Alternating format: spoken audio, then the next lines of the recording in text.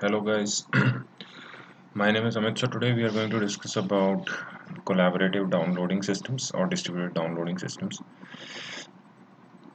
So what are these? So basically, if some client or user want to download a file, maybe a movie file or a TV serial video, which is a bigger file, then in that case, one option is that client contacts the server and download all the fragments by itself.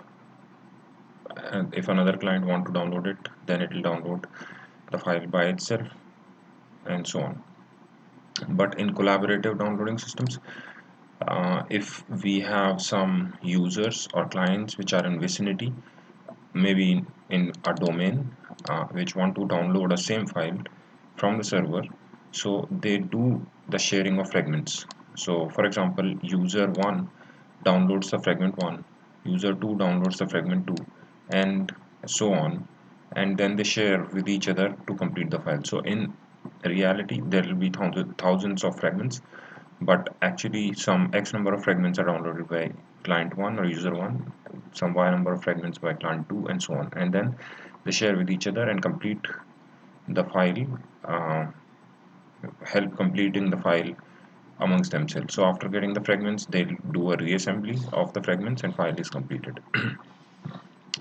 So this is called the distributed downloading system. So there are few implementations, for example, BitTorrent, Freenet, Gnutella, Napster, but in this video we'll be discussing about the BitTorrent. So what are the advantages of it? So advantages is, if a low bandwidth user is there who has very less speed provided by his ISP, or maybe the internet speed is slow, so in that case he can take assistance from the neighboring peers or the users. We say it, the collection of users as a swarm, and then download the file a bit quickly, more quickly rather. Then it also saves the network speed. For example, if two peers are there who want to download the same movie, so in that case both the peers has to go to the server and then download the same fragments again and again. But in this case the fragment is taken only once from the server, and then the redundancy is reduced here. So this whole concept of distributed downloading systems is based on the P2P architecture, that is peer-to-peer architecture. So what is that? Let's see. So first of all, what is a overlay network? So overlay network is a computer network that is built on top of existing TCP/IP network. So if we are aware about the OSI model, so in OSI model we have 7 layers: physical, data link, network, transport, session, presentation, and application. In TCP based model, these two, presentation and session, are combined onto the application layer, so it makes only 5 layers here. In overlay network, a network is built over this TCP/IP or OSI architecture.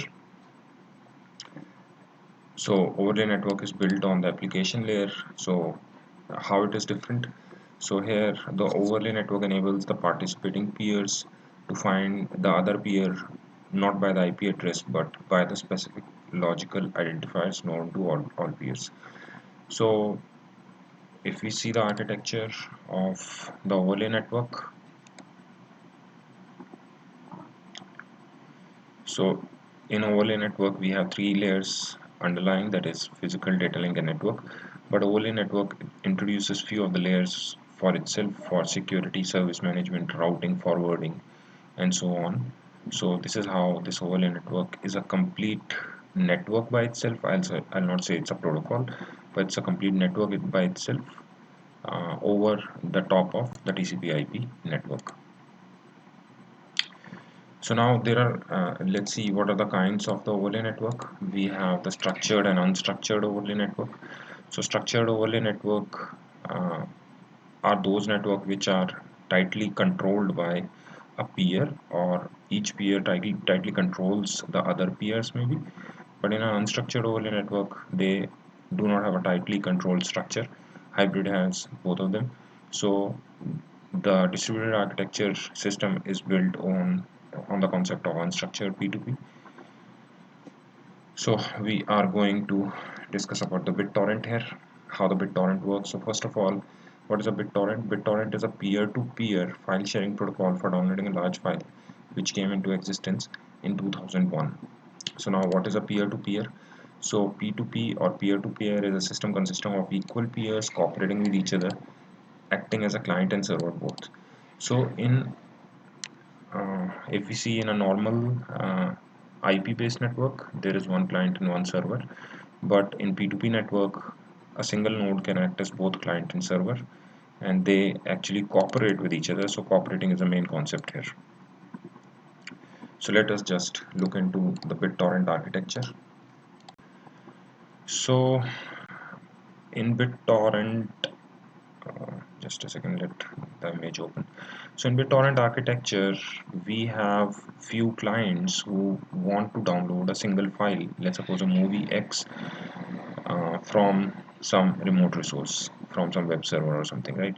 So now in this case, we have the concept of seeder. So seeder is a node which has the fragment and it creates a torrent file. So let us see what is a seeder here. So seeder is a peer that provides complete file with all its pieces to the peers. So now this file contains the information about the data including the pieces and their hashes. So seeder is actually any node which want to download a file. So it initially goes to the web server and takes one file from there, and then this is the way how the torrent file looks like. So in the torrent file, it will have a creation date, it will have length, it will have IP address, name of the file. So this will be for a particular fragment. So this client has, let's suppose, two fragments, fragment 1 and fragment 3. So node 1 has fragment 1 and fragment 3. Node 1 creates this torrent file. So let's suppose for a movie X here, we are here. For a movie X, it has thousands of fragments. This seeder node is a part of swarm. So yeah, what is a swarm now? Let us just go to the swarm as well. So swarm is a group of peers involved in downloading and sharing a file. So this seeder downloads a first fragment from the web server and creates, or maybe downloads n fragments from a web server and creates this torrent file. So this torrent file will have a hash and it will have the fragment number, IP address, creation date, length, and so on. Now the seeder will provide the torrent file to the torrent server. So what is a torrent server? Now let us see what is a torrent. So torrent server is a coordinator server or a web server where the client uploads the torrent file onto the torrent server. So torrent server provides the torrent file for requesting clients on HTTP. Now tracker has following information. So in the first step, this seeder provides that its created torrent file. On the second step, this torrent server will upload this torrent file onto the web server so that clients can reach there and get the torrent file. In the third step, the seeder will provide its fragments to the tracker. So in the third step, seeder provides the first seed or fragments to the tracker. So what is a tracker? Basically, tracker is a node which stores the fragments or pieces of files, right? Okay. So now in the fourth step, let's suppose some client want to get the torrent file from the web server. It will use HTTP GET request, and client gets the tracker IP inside the torrent file. So this client one wants to get the torrent file for the movie X. So every torrent file will be created for a particular uh, file. So it will send the request to get the torrent file. Web server hosts the torrent file. So this web server torrent server will combine the torrent file for movie X, which it receives from different seeders, and will update this onto the web server. So this web server and the tracker will have the information of how many clients and what all clients are actually there in swarm and what pieces actually these clients actually hold, because whenever a seeder creates a file, its seeder will be there in the swarm. It will um, update the fragment and hashes which it holds and provide to the torrent server. So torrent server will have that information, and this fragments will be provided to tracker. So tracker will also have that information. So now client gets the torrent file from the web server. This gets the torrent file. Now it will check that what all fragments I have and what all fragments I can get from which other clients based on the torrent file. So now it coordinates with the tracker for getting the node IP addresses which are participating in the swarm. So client N downloads fragment 1 and connects to the client M and provide fragment 1 and gets fragment 2. So this is how actually the concept of BitTorrent or distributed downloading works. So, okay, the terms we have already seen here. We have the major terms are torrent server, torrent file, tracker, swarm, leecher. Leecher are all other clients in the swarm uh, who has some fragments but want more fragments. These are basically the clients. So, what are the disadvantages and disadvantages? So advantages for the distributed downloading systems is it has better resistance to flash crowd.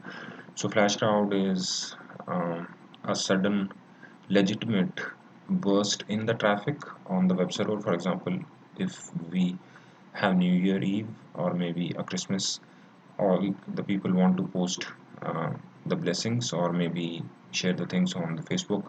So on the New Year Eve or maybe on around the Christmas, Facebook will have a sudden burst of traffic, so that's called the flash crowd. So if we uh, deploy the distributed downloading, so web server will not have the flash crowd problem. So flash crowd problem can be mitigated on the web server uh, based on few techniques. Now for the integrity, uh, this BitTorrent uses SHA-3 based algorithm. So SHA-1, SHA-2 are actually obsolete, broken. So SHA-3 is a hashing based hash based algorithm which generates a 512 bits hash, and peer can check the integrity of file before downloading using the SHA-3. So it uses the biased neighbor selection for reducing the network traffic. So disadvantages of BitTorrent are that it's oblivious, that it's not aware about the underlying protocol, and hence it cannot take the advantages of the layers which are present in the underlying protocol. Then again, as the size of the BitTorrent swarm increases, more and more peers get added. So BitTorrent actually doesn't provide the security features because it doesn't do the encryption. So um, the solution to this is Freenet, because Freenet actually provides encryption for the data. Every node can encrypt and decrypt. So if BitTorrent doesn't provide the security, so malicious peers can be added and they can actually perform a DDoS attack. So DDoS is a distributed DOS attack, denial of service attack. So as in we have a case of botnet where millions of nodes uh, are there which are part of the malicious attack, and they can collectively generate maybe a HTTP GET request, a fake HTTP GET request to a particular web server, and that will load the web server and block the legitimate traffic. So that's distributed DDoS attack. Then there can be free riding as well. So what's free riding? So in Swarm, where is my Swarm? Okay, in Swarm, there can be some selfish nodes who do not want to give away the fragment but only want to consume the fragment or the packet. So this is called free riding. So how? So having a selfish peer which do not want to contribute to Swarm, just wanted to take it from the Swarm. So solution is node will only send packet to those nodes which are there in the neighbor set. So now there is a concept again for building the neighbor set. For the problem of free riding, what we can have is we can have every node can maintain send to receive ratio. That is how many number of fragments it has sent and how many received. So if it is somewhere near to 1, so that node is actually not doing the free riding. Then the fourth disadvantage of BitTorrent can be the peer can provide the fragment based on number of fragments received. This will lead to choking in some point. So for example, if some node has sent 10 fragments and has is looking only to send the 11th fragment after getting the 10 fragments, and all nodes think like that. So this will be a choking problem. That is, the whole BitTorrent swarm will get choked. So there is a solution to it, which is called the optimistic unchoking. So optimistic unchoking says that the peers has to be unselfishnessly, that is, all peers has to be unselfish and provide blocks to the neighboring nodes. So here also the number of the blocks or the fragments which can be provided to the neighboring node can be decided by the BitTorrent algorithm for providing the optimistic unchoking. So node uses the part of his available bandwidth for sending the data to random pairs so that neighbors do not fall in tit for tat problem. So now again, what is a tit for tat problem in BitTorrent? So if node 1 was cooperative, node 2 is cooperative. If node 2 is not cooperative, node 1 is also not cooperative. That is, if node 1 is sending a packet, node 2 will also send a packet. If node 1 is not sending a packet, node 2 will not send a packet. So this optimistic unchoking is also a solution to tit for tat strategy. So these are the advantages, disadvantages, bottlenecks. Let me just discuss about the bottlenecks of BitTorrent. So tracker server can be a bottleneck, because if we see here in BitTorrent design, we have a single server which actually receives all the traffic, all all the torrent files. So this, if tracker server is down, uh, this can be a problem. So solution can be the distributed hash table approach. I'll just discuss this DHT in some other video as well. Then free riding is also a problem. Then problem is slow peers. So if there is a swarm and there are 5 slow peers and 1 fast peer, so slow peer can be a problem for the fast peer. So we can take the TCP sliding window approach for solving this, or we can choose a peer from the neighbor set with the max upload speed. So um, neighbor set will have the things we discussed about the neighbor set. So neighbor set will have the list of peers which will uh, which are neighbors in the swarm, and this will have the download upload speed which is provided the peer, and based on that a peer or maybe a node in the BitTorrent can choose a peer from the neighbor set. So this can also alleviate somehow the problem of slow peers. So thanks a lot, guys. So this was just I wanted to discuss about the BitTorrent. um, Before BitTorrent, we have a few P2P networks like Napster, Nutella. Freenet is a bit more advanced as compared to BitTorrent, because I believe Freenet has the security features inbuilt, um, and so on. So we can just discuss Freenet in some other separate video. Thanks a lot, guys. Have a good day. Bye.